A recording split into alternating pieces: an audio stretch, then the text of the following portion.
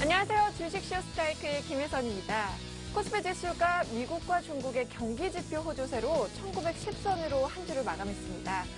오늘도 저와 함께요. 이 최정의 전문가들의 투자 노하우 배워보시면서 다음 한 주도 수익률 업 시키는 우리 방법 배워보도록 하겠습니다. 강의를 듣다가 궁금하신 점은요. 언제든지 문의해 주시기 바랍니다. 전화 상담은요. 02-3153-2631고요. 무료 문자는 013-3366-0110입니다. 여러분들의 많은 참여 기다리고 있겠습니다. 자, 그럼 본격적으로 주식쇼 스트라이크 시작해 보도록 하겠습니다. 오늘은 어떤 선생님이 기다리고 계실까요? 먼저 화면부터 보시죠. 성장주, 중기 상승 패턴주에 집중 투자한다. 시장과 기술적 분석, 기업 전망을 접목한 MTF 차트. 최적의 타이밍으로 성공 투자를 시전한다.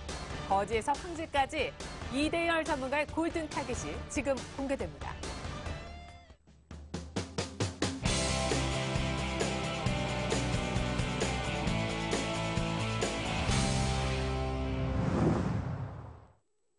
네, 이대열 전문가님 만나보겠습니다. 전문가님 안녕하세요. 네, 안녕하세요. 네. 자, 저희 이제 한 주가 또 끝났고요. 네. 항상 금요일을 마무리 지어주시는 전문가님.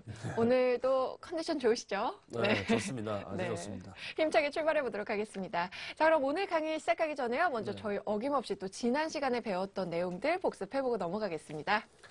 네, 우선 지난 강의에는 OBV라든지 CEO, 그다음에 RSI와 같은 지표들을 우리가 좀 배워봤었는데, 네. 제가 필기할 것까지는 없고요. 네.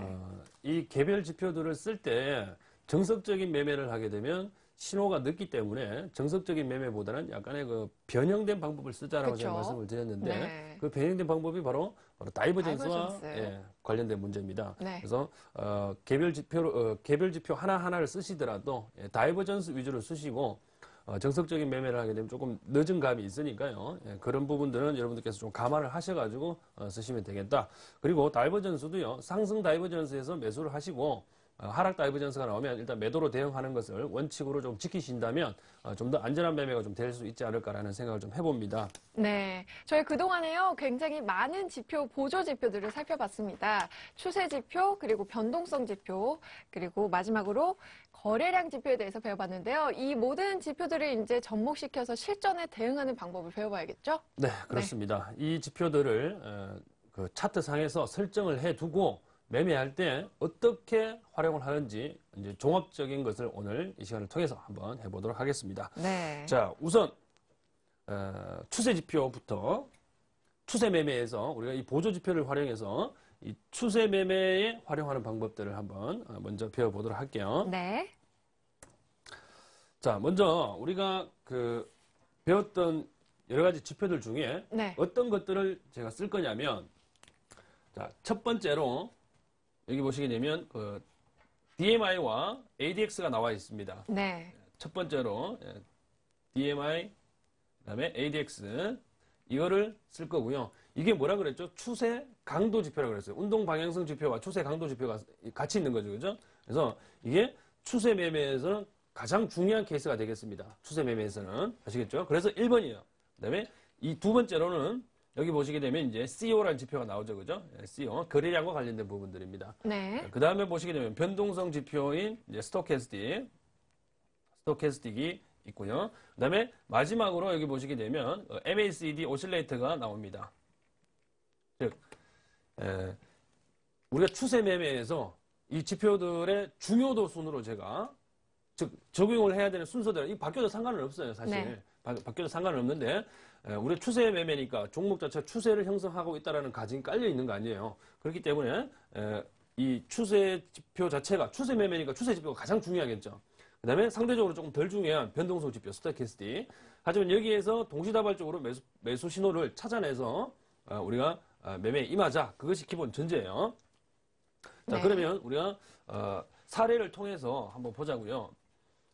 지금 제가 차트상에서 지금 여러 가지 표시를 좀 해뒀는데 네, 굉장히 이게 복잡하네요. 무슨 신호인지 한번 보자고요. 네.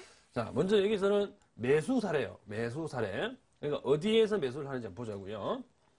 자, 지금 여기 사례를 보시면 여기 종가 매수 자리라고 제가 표시를 해뒀어요. 네. 종가 매수 자리라고 화살표 표시를 해뒀는데, 자, 이 구간, 이 캔들이 있는 곳에서 아랫방향으로 보조 지표들의 흐름을 한번 봅니다. 네. 지금 이 주가의 위치는요, 여러분들이 조금 안 보일 수도 있으니까 제가 말로 설명을 좀 드리면 21선 아래쪽으로 이평선이 역배열된 상태에 있으면서 변곡점을 형성했어요. 즉 5일선을 주가가 돌파를 하게 되면서 장대 양봉이 나온 케이스인데 네. 과연 이 자리에서 매수를 해도 될지 안 될지 여부를 한번 결정을 해보자고요. 주가는 네. 상당히 많이 빠져 있는 상태고 이게 저점이 두 개가 나와 있는 상태인데 네. 이 저점 두 개 다음에 지금 양봉이 나온 거거든요. 그러면 이 양봉을 매수해도 되는 양봉인지를 판별을 해내야 되는 거잖아요. 네. 자, 그러면 여기에서 보조지표를 확인을 하는데 보조지표를 활용하기 이전에 반드시 거쳐야 될 절차가 있어요. 바로 뭐냐면 바로 이 거래량 확인이에요. 그렇죠. 그래서 이 보조지표들 위쪽에 거래량 지표를 제가 놔둔 게 그 이유 때문에 그래요. 지금 이 아래쪽에서 올라올 때 강한 양봉이 도출되면서 거래량이 많이 증가했어요.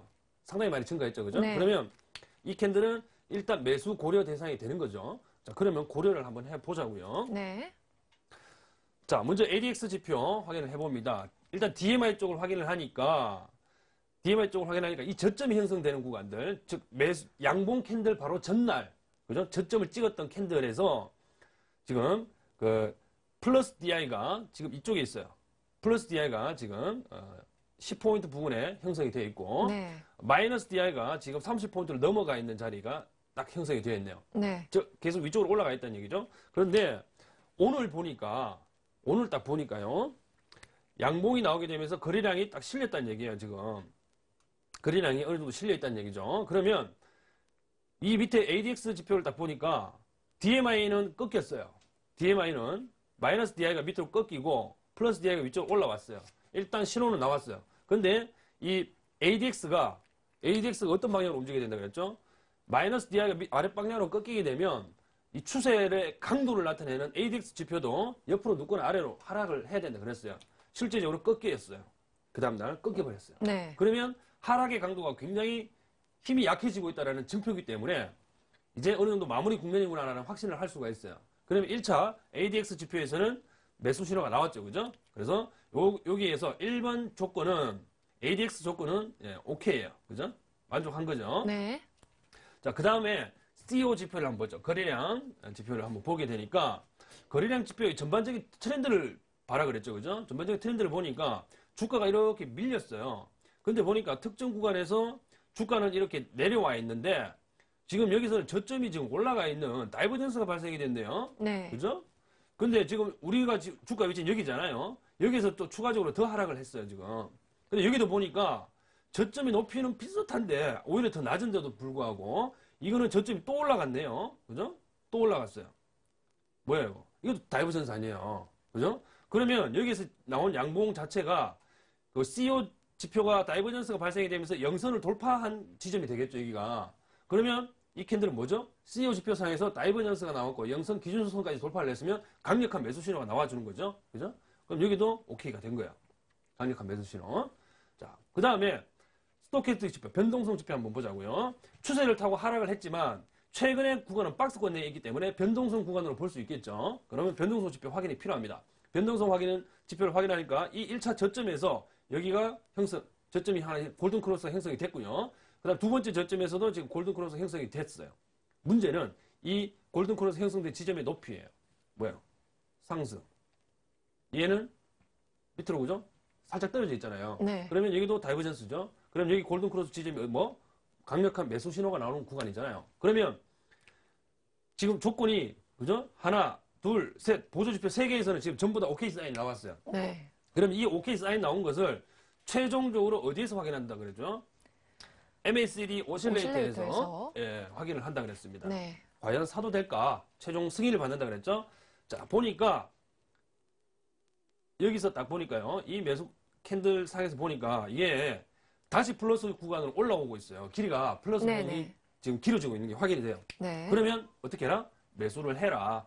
그쵸. 해라. 예. 그래서 보조지표 상에서는 전반적으로 이 양봉의 길이가 장대 양봉을 도출했을 때에 그죠? 매수 신호를 나타내고 있기 때문에 매수를 해도 크게 문제가 없다라는 결론입니다. 그래서 여기서는 매수를 하게 되는 거죠. 그죠? 어디에서? 이게 뭐 21선을 돌파했다 그러면 이게 갑자기 벌어진 거기 때문에 차익 매물로 경기해야 되면 매수를 못 하겠지만 21선 아래에서 지금 그 이평선 부담이 있는 상황인데도 불구하고 네. 꼬리를 달지 않고 올라왔기 때문에 종가 매수 자리가 될 수 있겠죠, 그죠? 네. 아주 좋은 사례가 되겠습니다. 네, 추세 매매 지표로 분석해본 한번 매수 그 타이밍을 알아봤습니다. 이어서 살펴볼 내용은 어떤 네. 거죠? 그러면 MACD까지 우리가 매수 신호를 봤는데 조금 네. 의심을 하실 분들이 있겠어요, 그죠? 네. MACD가 정말 맞을까? 뭐 이런 그 고민을 하시는 분들 좀 계실 텐데 최종적으로 그죠? 우리가 조금 보조 지표들의 신호를 한 번 더 점검하는 차원에서 LRS와 RSQ를 쓴다 그랬어요. 이것도 제가 어떻게 활용하는지는 간단하게 설명을 좀 드릴게요. 네. 자, 삼성전기의 그 전반적인 차트인데 이게 자, 이 구간에서 보면 이게 주가가 하락, 그죠? 살짝 반등, 하락, 반등, 하락, 반등이야. 이렇게 됐거든. 네. 근데 여기에서 이 LRS 지표, 그죠? 회기선 그 슬로프를 한번 보니까 저점은 계속 낮아지는데 주가의 저점은 낮아지고 있는데 네. 이 LRS 지표는 저점이 계속 높아지고 있어요. 네. 그죠? 그리고 현재 그 봉이 나온 이 자리를 보니까 이것도 영선을 돌파해 버렸네요. 이렇게. 그럼 이거 뭐야 이거? 강력한 다이버전스면서 기준선을 돌파했기 때문에 이게 매수 사인 나왔죠. 네. 매수 사인 나왔죠. 그런데 다이버전스가 발생된 구간이 일단 이쪽에서 그죠? 다이버전스가 일단 먼저 확인이 됐기 때문에 이쪽에서 보시게 되면 RSQ 값이 30 이상이에요. 점선이 30이거든요. 네. 신뢰도 높게 나오는데 이쪽에서 보게 되면 실제 우리가 매수하는 구간에서 보게 되면 이 RSQ 값이 30 이하로 떨어져 있어요. 그죠? 그렇네요. 그렇죠? 제가 RSQ 값이 30 이하로 떨어져 있으면 어떤 현상이 나타난다 그랬죠? 이 회기선 그 LRS 지표가 주는 그 신뢰도가 그 RSQ 값이 30 이하면 신뢰도가 낮다라고 그랬죠. 네. 신뢰도가 낮다라는 것은 주가가 하락한다는 의미가 아니에요. 그거 오해하시면 안 됩니다. 그래서 이것을 가지고 야 이거 나머지 보조시설을 못 믿겠다 그러시면 안 되고 그냥 이거는 LRS가 매수 신호가 나왔으니까 RSQ 값이 신뢰도 30 이상은 안 됐지만 그래도 매수할 수 있는 근거는 분명히 있어요. RSQ 값이 낮다고 그래서 주가가 하락한다는 의미가 아니라는 거를 여러분들께 꼭 기억을 하셔야 됩니다. 아시겠죠? 네. 30 이상이면 뭐 좋겠죠, 그죠? 신뢰도가 조금 높다는 거니까 상대적으로 좋겠지만 낮다고 해서 나쁜 건 아닙니다. 그래서 RSQ를 꼭 쓰시고도 하신다면 30 이상에서 신호가 나오는 것을 채택하시면 가장 정확하고요. 나머지 신호들이 전부 다 매수 신호를 주고 RSQ 값이 30 이하라면 RSQ는 사실 무시해도 됩니다. 아시겠죠? 네. 이렇게 정리하고요. 이제 우리가 매수 사례를 봤으니까 이제 매도 사례도 한번 봐야 되겠죠. 매도 사례. 네. 자, 매도 사례 같은 경우에는 우리가 완전 꼭지점은 짚어내지 못합니다. 그죠? 거의 네. 불가능에 가까워요. 그러면 이 꼭지점에서부터 주가가 이렇게 하락을 하는 경우에 과연 이걸 매도로 대응을 해야 되는가 말아야 되는가를 결정을 이제 하는 게 우리가 이제 PC의 분석에서는 매도 시그널을 찾는 것이다 이렇게 얘기를 하는데요. 네. 여전히 추세 매매를 우리가 하고 있기 때문에 ADX 지표가 굉장히 중요하겠죠. DMI와 지금 ADX 지표가 중요한데 자, 이건 주가가 많이 상승한 케이스이기 때문에 플러스 DI가 위쪽에 있겠죠. 그죠? 이 위쪽에 있고 마이너스 DI가 아래쪽에 있을 겁니다. 플러스 DI가 위쪽에 있고 그러면 음봉이 나왔다는 얘기는 뭐예요? 마이너스 DI, 마이너스 운동 방향성을 갖는 지표가 머리를 들겠죠. 네. 그죠? 이렇게 올라온다고. 네. 그러면 플러스 DI는 꺾이겠죠. 이건 쉬워요. 주가의 방향성대로 가는 거니까. 근데 문제는 이제 이 ADX 지표가 있어요. ADX 지표가 그 플러스 DI가 꺾이면서 뭐 하루 내지는 이틀 안에 갑자기 탄력을 잃고 같이 꺾여버린다. 네. 그러면 매도 시그널로 봐야 되는 거예요. 매도 시그널로. 네. 아시죠? 그래서 ADX와 플러스 DI가 같이 꺾이는 경우도 마찬가지고 뭐 보통은 그 플러스 DI가 먼저 꺾이거든요. 그 다음에 ADX가 따라 내려와요. 그러면 같이 꺾이는 그 시점이 매도 타이밍으로 보시면 돼요. 그래서 네. 통상 시그널을 잡으시면 음봉이 나오고 그 다음날 음봉이 나올 때 보통 그 시그널이 나오거든요. 그러면 그때는 매도를 좀 하시게 되면 최고점에서 매도를 못 하더라도 그래도 큰 손실 내지는 아니면 익절할 수 있는 거죠. 그죠? 익절할 수 있는 그런 시그널은 충분히 나옵니다. 네. 그리고 이 CO 자체도 마찬가지예요. CO도 매도 시그널이 나오게 되면 보통 기준선을 하향 이탈하게 됩니다. 영선을 하향 네. 이탈하게 되니까 이 영선을 하향 이탈하게 되면서 ADX 지표에서 매도 시간이 같이 나온다 그러면 매도로 대응을 해주시고 변동성 지표도 확인을 좀 해주셔야 됩니다. 네. 예, 이 스토캐스틱 쪽에서도 데드 크로스가 발생이 됐는지 아니면 그 다이버전스가 발생이 됐는지를 관찰을 해야 되겠죠. 네. 여기서는 보시게 되면 여기서 고점은 살짝 높아져 있는데 여기서는 고점이 낮아져 있는 하락 다이버전스 발생이 되면서 데드 크로스 발생이 됐죠. 네. 그러면 얘는 무조건 매도예요. 그죠? 예. 자, 그리고 MACD 쪽도 확인이 필요합니다. 과연 매도를 해도 되는가? 네. 매도를 해야 하는가? MACD 보니까 그죠? 플러스 구간에 있다가 지금 마이너스로 전환된 게 확인이 되네요. 네. 자, 그러면 데드 크로스가 발생이 됐다는 거 아니에요. 그죠? 그쵸. MACD 쪽에서. 그러니까 오실레이터에서 파란봉이 나왔겠죠. 자, 그러면 전반적으로 볼 때 매도 시그널이 정확하게 일치가 되고 있습니다. 그렇죠? 음봉이 나오면서 거래량도 증가하니까 그냥 매도로 대응을 하시게 되면 차익 실현을 하시게 되겠죠. 그죠? 매수는 네. 뭐 이쪽 저점 부분에서 하셨을 테니까. 저희 이 매도 사례에서요. 네. 다이버전스는 항상 하락 다이버전스만 발생하나요? 매도일 때? 매도를 해야 되는 상황이면 주가는 어느 정도 고점 부분에 와 있기 때문에 네. 다이버전스가 발생한다면 하락 다이버전스가 발생하겠죠. 네. 그렇죠? 예. 이 구간에서 상승 다이버전스가 발생될 가능성은 거의 없다고 보시면 돼요. 네. 청정권에 있기 때문에. 네. 그리고 한 가지 더 정리해 보도록 하겠습니다. DI의 그 기준선이 네. 몇이었죠, 저희? 상한선은요, 30포인트고, 네. 하한선은 10포인트예요. 네. 30과 10. 네. 그래서 이제 ADX가 DI와 플러스 DI와 마이너스 DI의 그 방향성 후에 따라서 움직이다가 강한 쪽으로 다시 따라가는 거죠. 그렇죠, 그렇죠. 네. 그래서 예. 잠시 꺾였을 때 그때가 매도 타이밍이다. 네. 네, 알겠습니다. 아주 잘 기억을 하고 계십니다. 자, 두 번째로 이제 변동성 매매 지표 분석에 대해서 살펴보도록 네, 하겠습니다. 이제 추세 매매와 관련된 부분으로 우리가 배웠고요. 네. 이제 변동성 매매, 즉 박스권에 갇혀 있는 종목들의 경우에 우리가 어떻게 대응해야 될 것인가가 문제가 돼요. 자, 박스권 매매의 즉 변동성 장세에서는 뭐 변동성을 가진 종목들, 특정 밴드 내에서 움직이는 것들은 스토캐스틱 지표가 가장 중요합니다. 네. 스토캐스틱 지표, 스토캐스틱. 얘가 1번이겠죠. 네. 1번이고, 그다음에 뭐 거래량 지표, 그다음에 뭐 MACD, 이 상대적으로 ADX는 덜 중요합니다. 그죠? 왜? 네. 변동성 구간에 있기 때문에 추세가 없는 종목이라서 네. 보통 이 10포인트가 하한선이고 30포인트가 제가 상한선이라고 했는데 네. 보통 요 안에서 놀아요. 보통 요 안에서 놀기 때문에 네. 특별한 분석을 요하지 않습니다만은 적어도 방향성을 나타내는 추세 강도는 없더라도요. 방향성을 나타내는 DI는 마이너스 DI가 위쪽 방향으로 머리를 들어줘야 됩니다. 네. 아시겠죠? 그 부분을 조금 기억을 좀 해주시면 되겠고 네. 차이킨스 오실레이터 같은 경우에는요. 중요도가 높은 것부터 하죠. 스토캐스틱 이건 당연히 이 저점 부분에서 그죠? 올라올 때 뭐가 발생이 돼야 되겠어요? 골든 크로스가 발생이 돼야 되겠죠. 그죠? 네. 골든 크로스가 발생되면 매수 시그널로 봐도 좋습니다. 그러면 목표가는 어디로 잡아야 되겠어요? 요 상단, 그죠? 직전 고점 부분, 여기를 네. 목표가로 설정을 하시면 되는 거죠. 네. 자, 그러면 스토캐스틱에서 골든 크로스가 이렇게 발생이 되는 곳들이 대부분 저점에서 그죠? 양봉이 솟아오를 때에 발생이 돼요. 그러면 이거를 얼마만큼 신뢰를 할 수 있느냐? 매수를 해야 되느냐? 여부는 또 그죠? 우리가 이 CEO 지표를 보고 또 판단을 한 번 더 할 수 있겠죠. 네. 자, 요 구간들에서 보니까 지금 뭐 전반적으로 그죠? 이 지나간 시간이잖아요. 지나간 시간이고 막 여기서 만일에 우리가 매수 고민을 한다 그러면 네. 다이버전스네요. 그죠?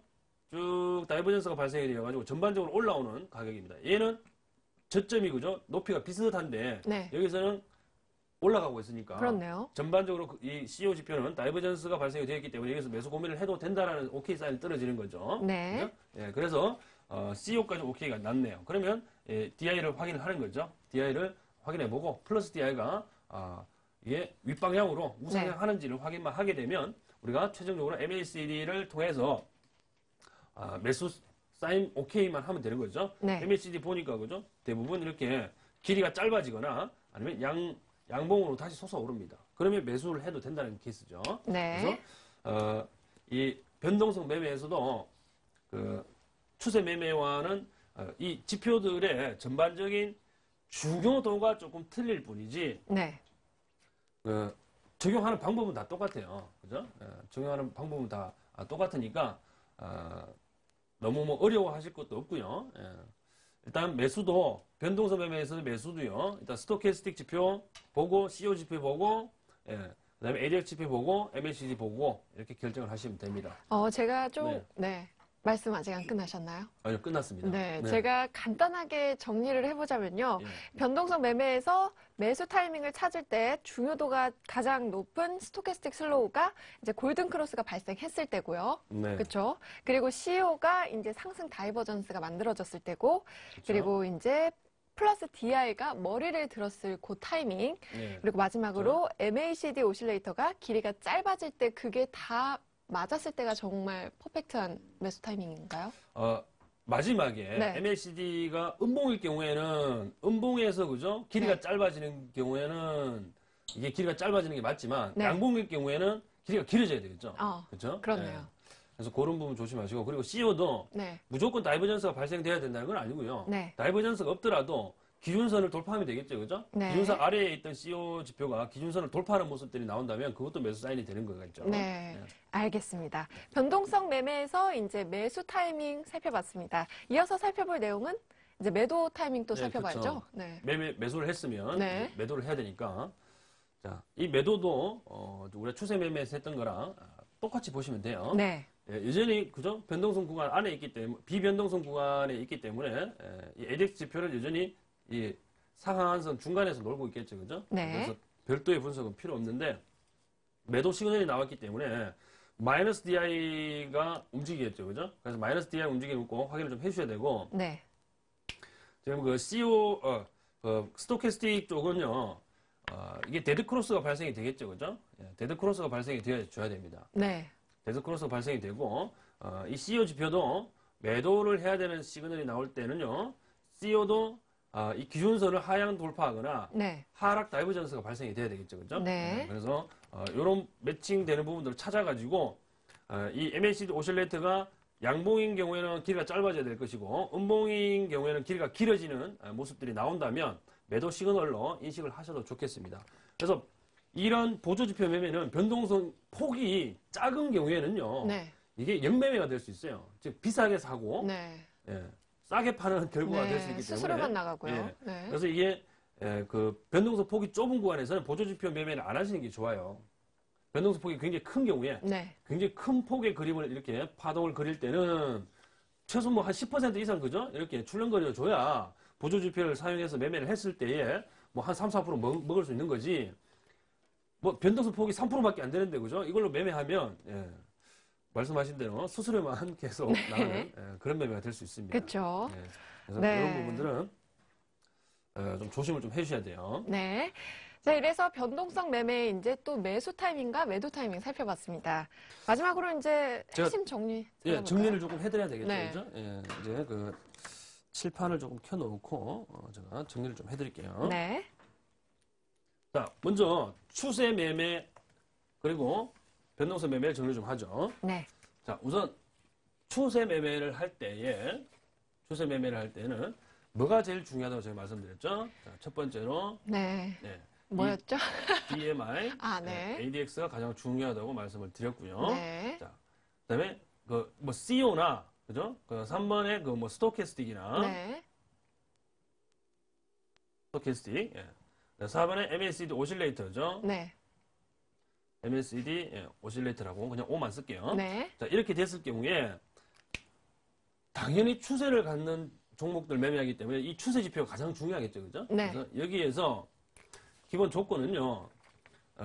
추세 지표에서 지금 매수를 한번 보자고요. 여기서 매수. 네. 매수가 있고 난 다음에는 여기 매도가 있겠죠, 그죠? 네. 그럼 매수가 되려면 플러스 DI가 그죠? 플러스 DI가 10포인트 아래에서 위쪽으로 머리를 이렇게 터닝하는 것을 확인을 해야 되고 네. 마이너스 DI가 30포인트에서 아랫방향으로 터닝하는 게 확인이 돼야 되는데 네. 이 플러스 마이너스 DI는 어떻게 된다? 매수 신호가 나오는 거기 때문에 즉 하락이 마무리되는 국면이죠. 그래서 여기서 어떻게 된다?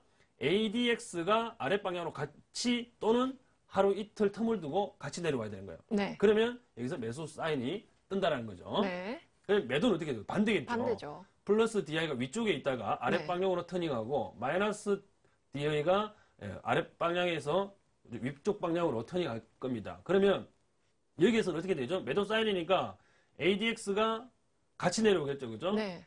이렇게 될 겁니다. 그러면 이 매수 매도 시그널이 구분이 되죠. 네. CEO 지표는 어떻게? 요거는 상승 다이버전스 상승 다이버전스 또는 기준선을 그죠? 넘었을 그렇죠. 때. 기준선 돌파. 네. 이게 매수 시그널이 될 것이고 네. 매도는 하락 다이버전스가 되겠죠. 그죠? 네. 네, 하락 다이버전스. 네, 이렇게 쓰고요. 또는 기준선 하향 돌파죠. 그렇죠. 기준선 하향 이탈 할 때. 네. 하향 이탈. 이때 매도를 좀 하시면 되겠고 스토캐스틱은 요거는 뭐 골든 크로스가 발생이 되고 네. 그죠? 또는 다이버전스 상승 여전히 똑같고요. 요거는 네. 요거는 데드 크로스죠. 그쵸? 또는 하락 하락 다이버전스. 다이버전스. 하락 다이버전스. 그 MACD 오실레이터 같은 경우에는 MACD 오실레이터는 이게 그 무조건 그죠? 그 양봉이 음봉에서 양봉으로 뭐 바뀌어야 되는데 이건 아니에요. 이건 아니고 이게 음봉일 경우에는 길이가 어떻게 된다? 짧아져야 되는 거죠. 네. 음봉 길이 짧아지는 거. 짧아지고. 짧아질 것. 짧아질 것. 양봉은 어떻게? 길이가 길어져야죠. 양봉은 반대로 그죠? 네. 길어질 것. 길어져야 됩니다. 요런 신호들을. 그 다음에 기준선, 뭐 양봉에서, 음봉에서 양봉으로 바뀌는 것도 마찬가지예요. 그죠? 기준선을 돌파하는 것도 마찬가지입니다. 네.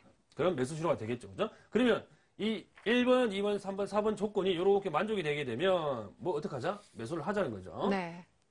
자, 그 다음에 매도 시그널은 MACD 쪽에서는 음봉의 길이가 어떻게 된다? 길어진다는 거죠. 길어진다. 네. 양봉은 짧아지겠죠. 그죠? 양봉은 짧아짐. 이렇게 되면 매도 시그널.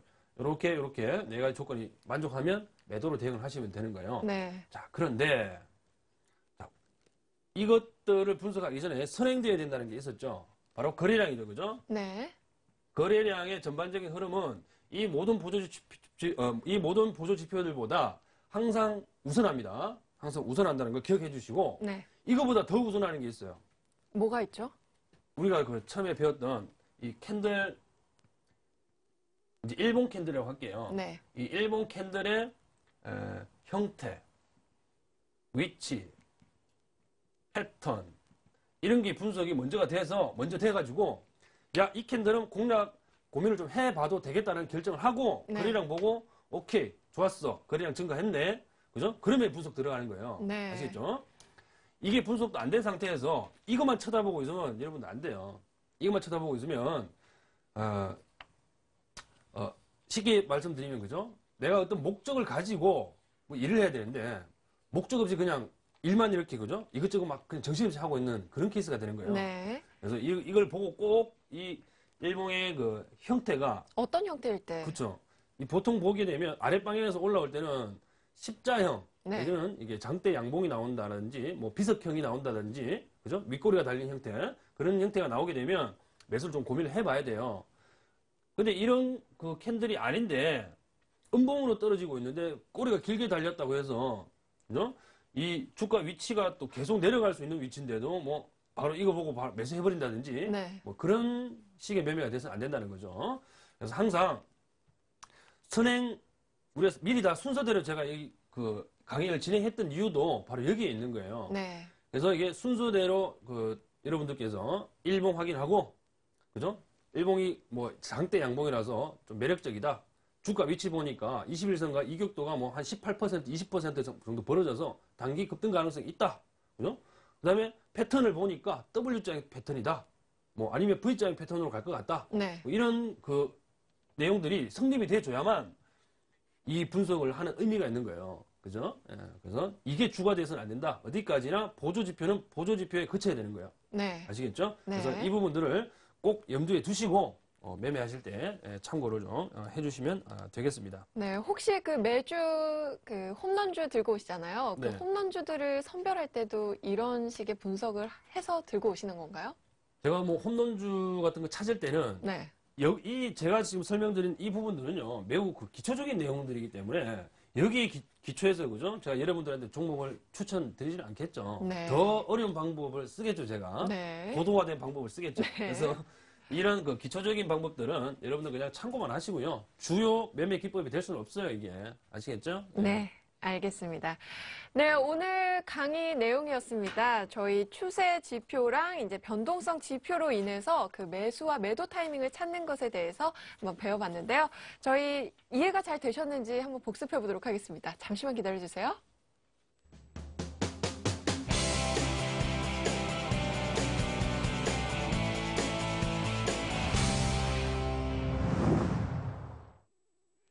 네, 저희 그동안 많은 지표들에 대해서 배워봤습니다. 여러분들 이제 조금씩 혼돈이 오실 법도 한데요. 저희 오늘 최종적으로 한번 총정리해보는 시간 가져보도록 하겠습니다. 전문가님, 저희 문제 풀어볼까요?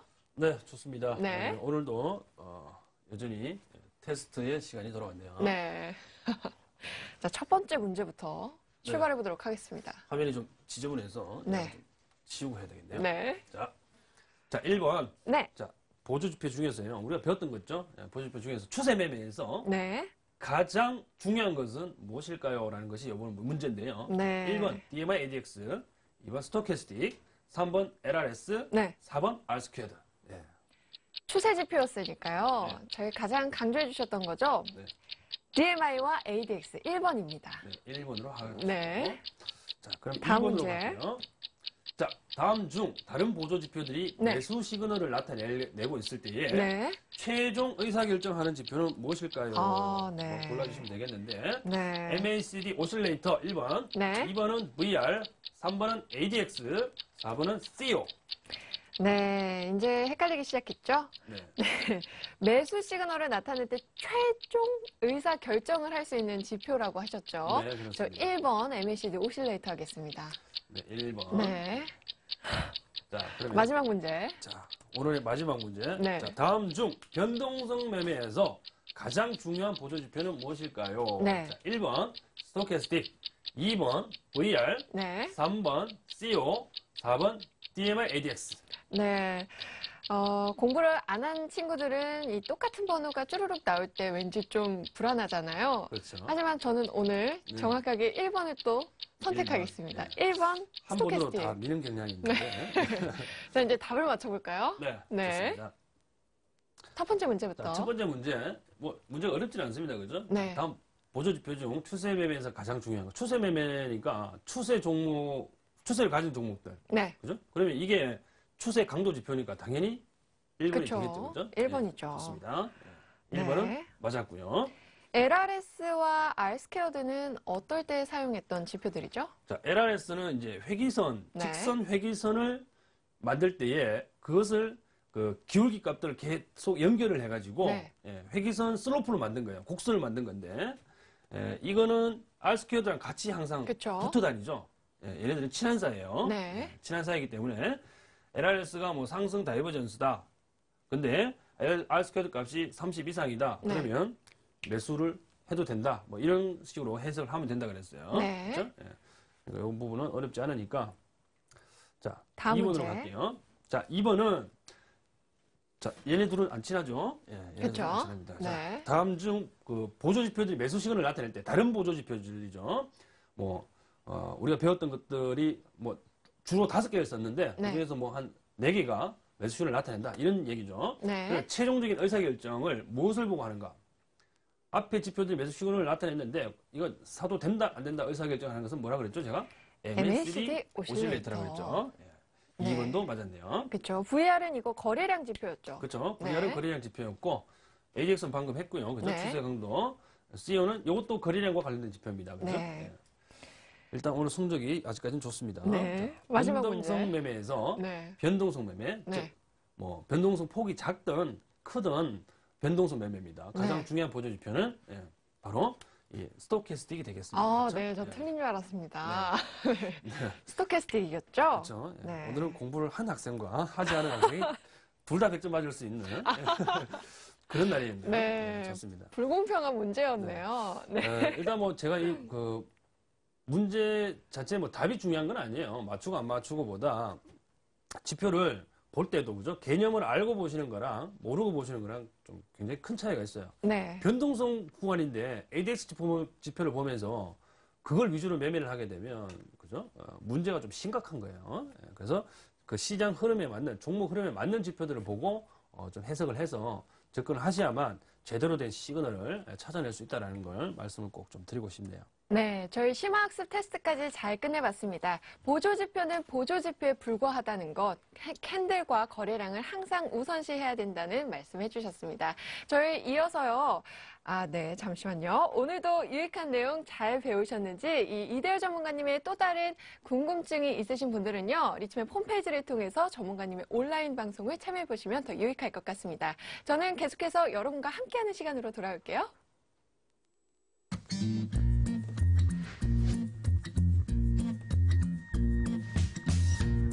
He's never been lonely. She takes his hand and all his troubles step aside. He's never felt like this before. He liked to try. Oh, let yourself in. It's always thinking about let yourself in. And now he's singing out loud. Just begun, and I'm feeling fine. Well, I feel so alive, singing. Ooh, I'm feeling like my life has just begun, and I'm feeling fine, so fine, fine, fine.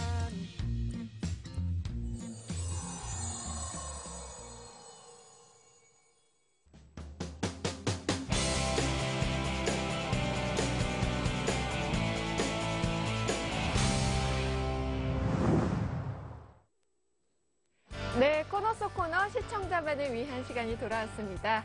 더욱 풍성해진 시청자 퀴즈 이벤트죠. 매일 전문가님이 하루에 한 문제씩 퀴즈를 내주시는데요. 그날의 강의를 잘 듣고 정답을 맞춰주시면 됩니다. 저희가 정답자 중에는 총 3분을 추첨해서요. 푸짐한 선물을 드립니다.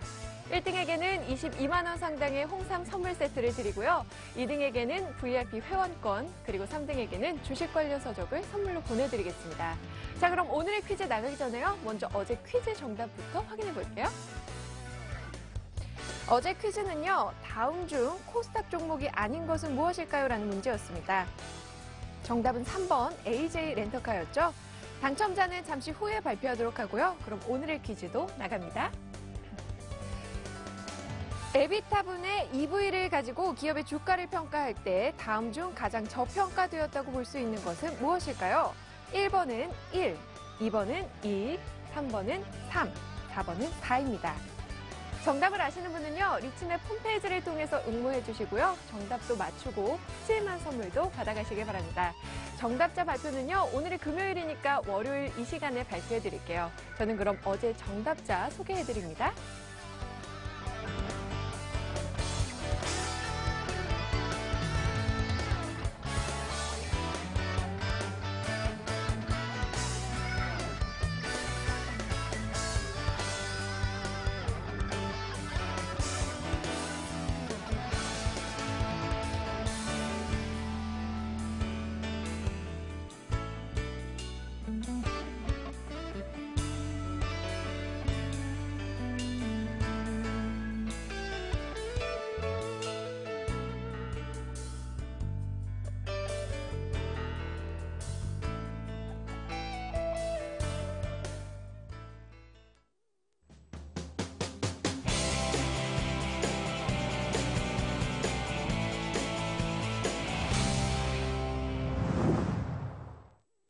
네, 오늘의 하이라이트죠. 내일장 공략주를 알아보는 내일장 홈런주 시간입니다. 먼저 오늘의 홈런주 살펴보기 전에요. 지난주 가지고 오셨던 종목에 대해서 한번 AS부터 해볼까요? 네.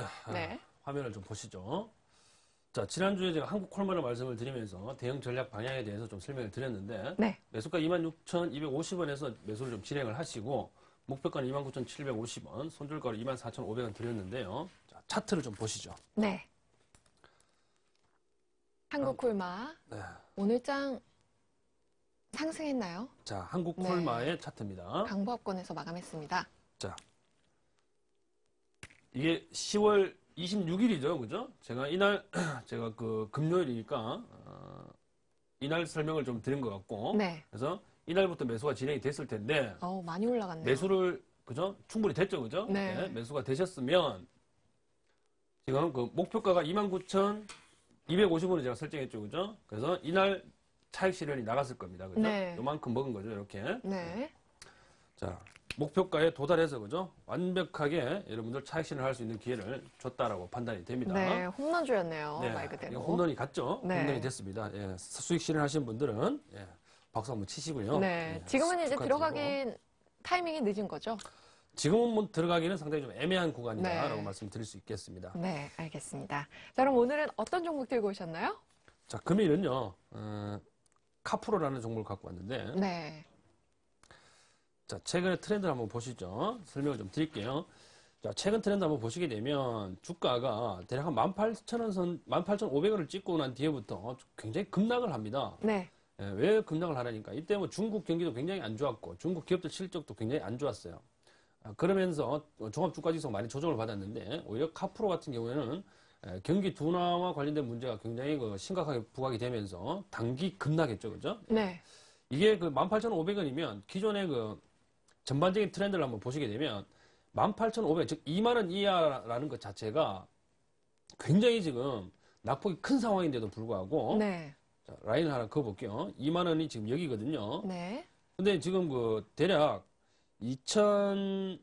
원래 대략 한 4월 말경부터 해서 2만 원 이하에서 계속해서 낙폭이 커지는 그런 흐름을 보이고 있습니다. 네. 더군다나 또 18,000원 선부터 최근에도 뭐 좀 회복되나 했더니 바로 매물이 나오게 되면서 엄청난 하락을 부추기고 있는데 네. 이 주체를 보니까요. 지금 그 기관들이 최근에 들어서 굉장히 매도를 많이 했어요. 네. 이거 뭐 시장이 안 좋았으니까 그럴 수 있다라고 보고요.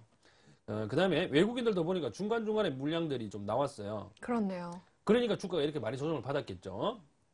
자, 그런데 오늘 드디어 터닝 포인트를 잡았습니다. 네. 자, 금일 터닝 포인트를 잡았는데, 자, 금일은 이 캔들이 그죠? 영망치형이죠. 그렇죠. 영망치형. 네. 자, 우리가 지금 5일선을 옆으로 돌려 세우면서 양봉이 주가가 5일선 위에 안착이 되고 이게 영망치형으로 끝났다면 우리가 뭘 해봐야 된다 그랬어요? 분봉으로 분석을 좀 해봐야 된다 그랬어요. 네. 그죠? 자, 분봉을 한번 보죠.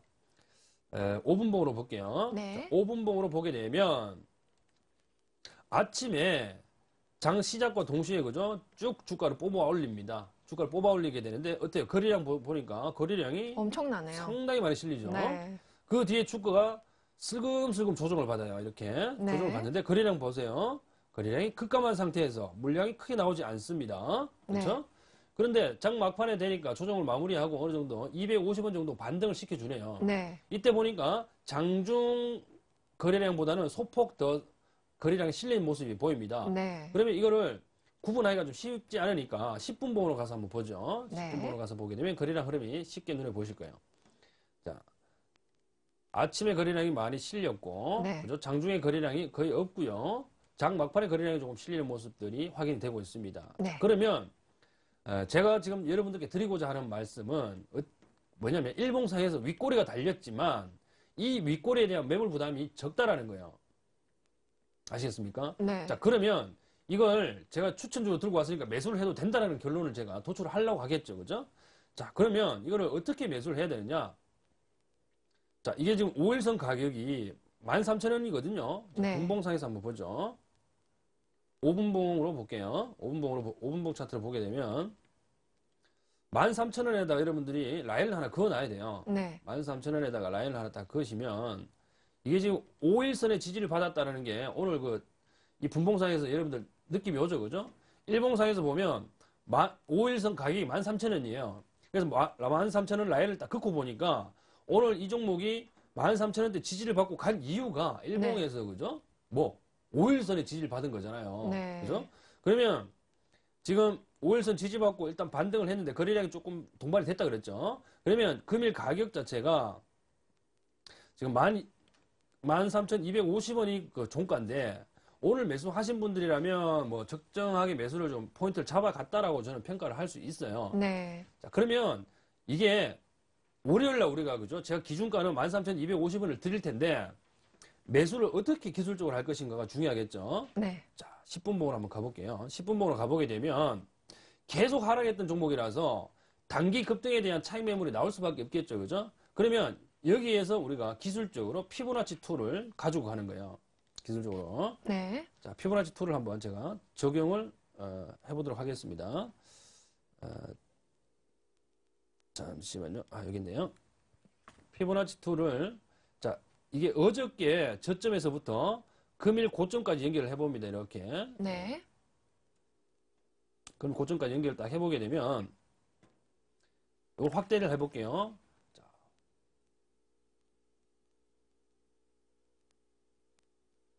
이게 선을 연결을 정확하게 잘해야 가격이 제대로 잡히겠죠. 네, 됐습니다. 네. 자, 여기에서 보게 되면, 조금 더 확대할게요. 자, 여기에서, 자, 칠판에서 설명을 좀 드리겠습니다. 이게 지금 고점이고, 이게 5분봉이에요, 이거. 5분봉 차트입니다. 네. 여기가 어제 저점이에요. 어제 저점부터 오늘 고점까지를 피보나치 조정대를 가지고 연결을 했어요. 그러면, 이게 지금 고점으로부터 이게 23.6% 조정 라인이거든요. 그러면 이게 단기 급등했다라는 그 냄새가 나죠, 그죠? 단기 급등하게 되면 적정 조정폭은 제가 몇 퍼센트라고 그랬죠, 여러분들? 50%. 네. 적정 조정 폭은 50%. 여기가 38.2% 구간이고 여기가 50% 라인이거든요. 네. 13,100원이 13,150원 조금 더 썼어요. 13,150원. 그러면 만일에 매물이 나온다면 여러분들은 얼마 가격에 받아야 돼? 이론상으로는, 그죠? 요 구간 이론상으로는 여러분들은 13,150원에서 받아줘야 돼요. 받아줘야 돼. 13,000원대가 지금 5일선이기 때문에, 그죠? 이 밑으로 내려갈 가능성은 작겠죠. 이게 61.8% 라인이거든요. 네. 밑에 13,000원대 5일선이 지나가고 있기 때문에 61.8%까지 떨어지길 기다린다는 것은 모순이죠. 그죠? 왜? 기술적으로 5일선이 붕괴돼 버리면 네. 잘라야 되는데 네. 산다라는 얘기는 이거 말이 안 맞죠. 그죠? 그렇죠. 그럼 이거 고려 대상이 안 되는 거고, 그러면 적정 조정 때는 이 13,150원이에요. 그러나 지금 오늘 종가가 13,250원인데 제가 왜 13,150원을 얘기하지 않고 250원을 얘기했냐? 바로 갭 상승에 대한 우려 때문에 그래요. 갭 상승하게 되면 점핑했다가 조정을 주겠죠. 그러면 금일 종가가 지지대가 되겠죠. 그죠? 그래서 금일 종가 기준으로 매수를 좀 진행하시면 되고요. 네. 목표가는 대략 18,000원 선까지 보겠습니다. 네. 길게 보시네요. 네, 18,000원 선까지 좀 보유해서 갈 것을 권해드리고, 네. 자, 손절가는 어제 저가입니다. 12,500원 설정해서 대응하시게 되면 좋겠네요. 그래서 대략 한 12월 달까지 보유하신다 생각하시고 매수를 좀 진행하시면 되겠습니다. 네, 카프로까지 이대열 전문가님의 홈런주 잘 들어봤습니다. 이 종목에 대한 실시간 대응이 궁금하신 분들은요, 역시 리치맨 홈페이지를 통해서 참고해 보시면 유익할 것 같습니다. 전문가님과는 여기서 인사드리겠습니다. 전문가님, 저희 다음 주에 뵐게요. 감사합니다. 네, 주식 쇼스트라이크 저희가 준비한 내용은 여기까지입니다. 잠시 후 9시에는요, 어제에 이어서 오늘도 황금연못 원해남 전문가님께서 개미 허리로 잡아낸 장대 양봉 매매를 공개해 주신다고 하니까요. 여러분들 놓치지 마시고 꼭 시청해 주시기 바랍니다. 저는 다음 주 월요일에 다시 찾아뵐게요. 여러분 편안한 주말 보내시고요. 다음 주에 뵙겠습니다. 감사합니다.